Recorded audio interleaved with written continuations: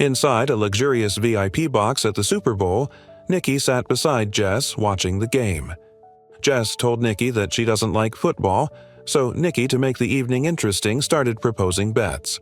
They played a few bets and caught the attention of Lee Wan, a gambling addict businessman. Nikki casually proposed a playful bet to Jess. $10 as we count how many men turn to look at that woman as she walks out. Jess agreed, and Lee Wan also joined the bet. 7 heads turned. Jess had guessed the closest and won. It all felt like innocent fun. But then the bets escalated. Lee Wan suggested betting on which team would foul first.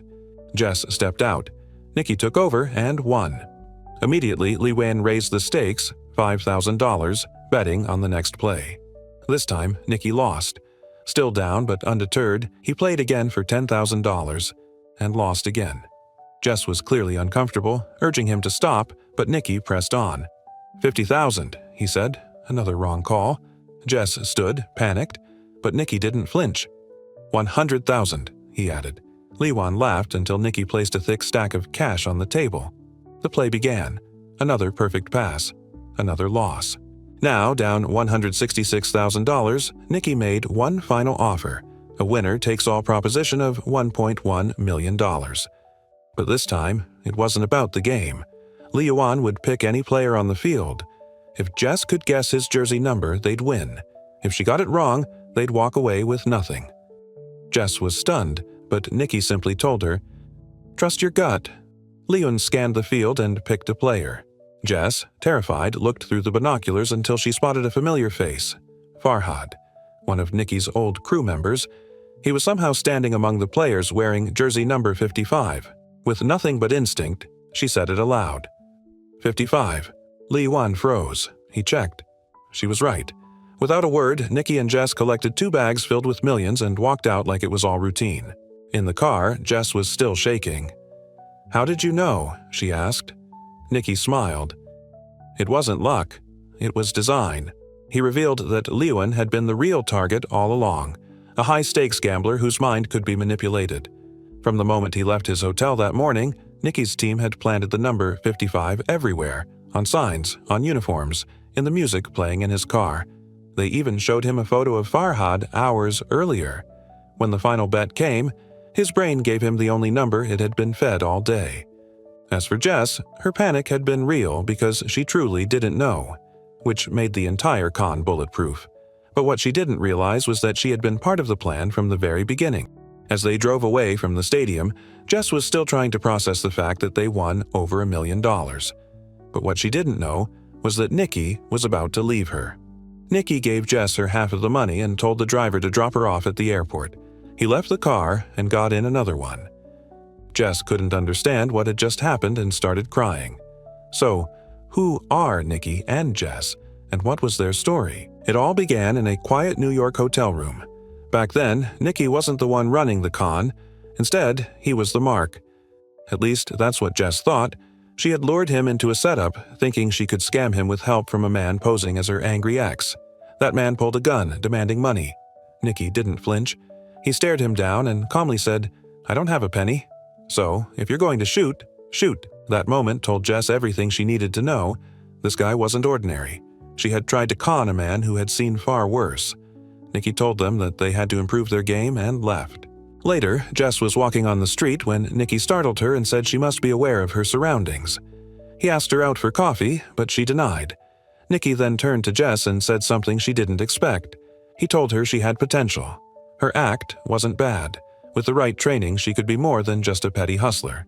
Jess was intrigued. Nikki revealed he was a third-generation con artist. His family had been in this game for decades. Sleight of hand, psychological manipulation, misdirection. It wasn't a job for him. It was an inheritance. She offered to pay him to teach her. Nikki gave her a small demonstration of a live pickpocketing lesson. In less than a minute, he lifted her ring, spun her around, took her watch, and somehow made her wallet disappear and reappear, without her ever noticing. She was stunned. Everything he did was smooth, seamless, and untraceable. But after that lesson, he vanished. Months later, Jess found him again, this time in New Orleans, where Nikki had set up a massive crew for a high-stakes job during the week of the Super Bowl. He was training a team of skilled thieves to operate in crowds, lift wallets, skim credit cards, and funnel stolen goods into the black market. Jess asked to join. Nikki agreed, but told her she'd have to prove herself. That week, Jess worked the carnival crowds with the team. She held a map and asked for directions while her partner stole a camera lens.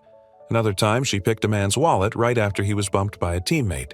She didn't hesitate. She didn't miss. Nikki watched from above, impressed but quiet. As she got better, he let her take more risks. She started using chopsticks to lift items straight out of bags. And with every successful steal, her confidence grew. Later, Nikki showed her the full operation: contact lenses to cheat poker tables, RFID readers to clone credit cards, ATM overlays to steal pins. It was more than just pickpocketing. It was a full-blown criminal enterprise. In a week, the team made $1.2 million.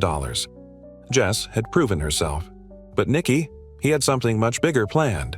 Later, they execute their plan to con Mr. Liwan at the stadium when, in the end, Nikki leaves Jess. The story moves 3 years later. The game hadn't changed, but the stakes had definitely grown. In Buenos Aires, Nikki resurfaced, this time playing in a different league altogether. He was being hired by millionaires. One of them was Rafael Garriga, a wealthy Formula One team owner whose engineers had developed an advanced algorithm called EXR, a secret fuel efficiency system that could win races by cutting pit stops and maximizing performance. Garriga believed the system gave him an 80% chance of victory, but he didn't want 80%. He wanted absolute certainty. That's where Nikki came in. Garriga made him an offer: pose as one of his engineers, cause a public falling out at an elite party, and then leak a fake version of the software to McLaren, his rival team. They'd think they'd stolen Garriga's real strategy. In truth, they'd be sabotaging themselves. The deal was clean. 1 million euros up front. Nikki could also keep anything he earned from selling the fake software. But there was a catch. Garriga's enforcer, a cold, imposing man, made it clear that if Nikki tried to pull any tricks, he'd put a bullet in his chest. Nikki agreed. He always did. Later that night, Nikki stepped into the party where the staged confrontation was meant to take place. He moved smoothly through the elite crowd, scanning faces, rehearsing the outburst in his head. Then he saw Jess, descending the stairs in a red dress. She was on Garriga's arm. Nikki, startled to see Jess there, went out to take some air and rethink the plan. Then Jess approached him like nothing had ever happened. She smiled politely, greeted him casually, and whispered that she was with Garriga now. She told him not to mention that they knew each other. Garriga didn't know about her past. And just like that, she disappeared back into the party, her eyes unreadable. Nikki, shaken and raw, poured himself a drink and downed it. The act he was supposed to stage, the fake confrontation, was now powered by something very real: heartbreak, betrayal, confusion. When the time came, he didn't fake it. He exploded on Garriga in front of the entire room. Security dragged him out, just as planned. But it worked. McLaren's owner saw everything. That same night, he quietly approached Nikki with a business card. The bait had been taken. The next day, Nikki met with the McLaren team. He didn't waste time. He offered them Garriga's software, the real version, for 3 million euros. No negotiation. The software was tested on the track and worked perfectly. They paid on the spot. But McLaren didn't know one thing. Nikki wasn't just conning Garriga's rivals. He had other plans too. After selling the EXR system to McLaren for 3 million euros, Nikki didn't disappear. Instead, he began quietly moving through the paddock, one racing team at a time: Ferrari, Mercedes, Lotus. Each of them is a new opportunity. He approached them discreetly, offering the same deal he had given to McLaren. He made each team believe they were the only ones receiving the software. In reality, he was selling the same version to everyone. And what they were buying wasn't just a clever fake. It was the real EXR system. No one knew how he had managed it. Garriga certainly didn't. Because from the very beginning, Nikki had never intended to sell the decoy. Somehow, he had obtained access to the genuine encrypted software and was now selling it to anyone willing to pay.